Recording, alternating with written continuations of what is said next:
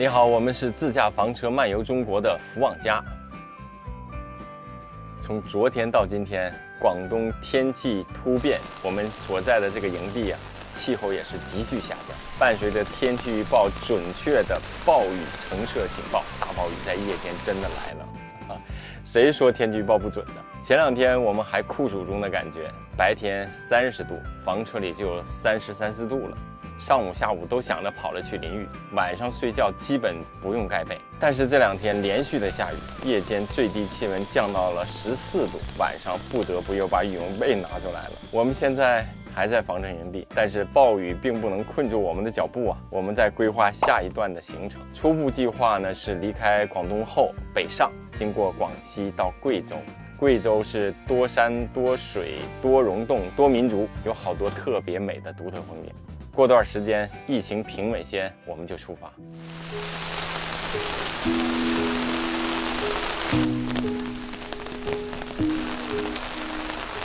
这2天的天气气候变化引发了我们一家3口的一个讨论。前几天呢，这里最高气温度已经达到30度，白天总感觉浑身黏黏的，特别不舒服。大鱼就说，要是有个空调就好了。其实一直有朋友问我们车里有没有空调，没有空调会不会很热？我们这部车呀是2017年购买的皮卡房车，这车的原配置是有车载空调的，但是在当时买车的时候呢，老车友给我的一个建议就是不需要这个车载空调。房车旅行就是候鸟式旅行，跟着季节的脚步，哪里舒服去哪里。而且车里的电池也支持不了车载空调。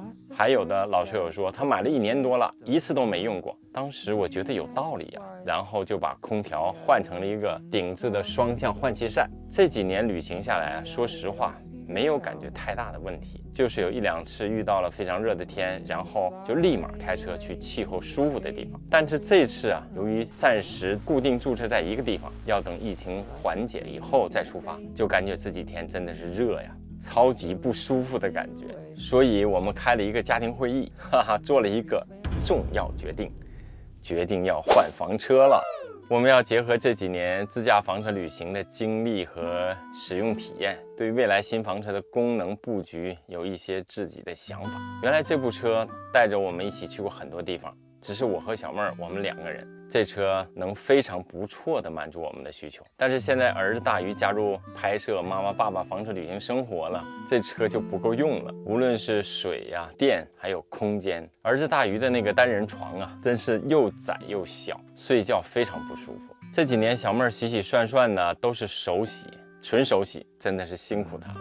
这几年自驾房车去了好多地方，手动挡车在长途行驶的时候，我也是感觉有点累，所以要换一台水电相对自由、2张合适的床、有洗衣机的、驾驶轻便的房车，还有其他的一些小要求。这个事儿呢，不能太着急，等疫情平稳些，我们就去多看几家房车，多参加车展，然后再决定。之前很多朋友留言或私信给我，要我给他们推荐购买的房车。我一直觉得自己只熟悉我自己的这一台皮卡房车，对现在市场上越来越多的新厂家新款车并不熟悉，所以都没有给推荐。这次啊，我们自己要换房车了，所以和大家一样要多看多了解，参加展会去试驾，有机会去到厂家去参观，梳理出适合自己的房车品牌和型号，换一台合适的车。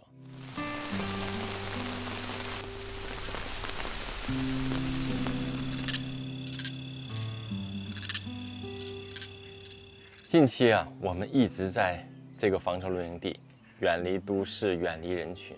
虽然这段时间好多事情碰到了一起，多多少少影响着我们的心情，而且这几天又遇到了倒春寒，但是我们的生活还要继续。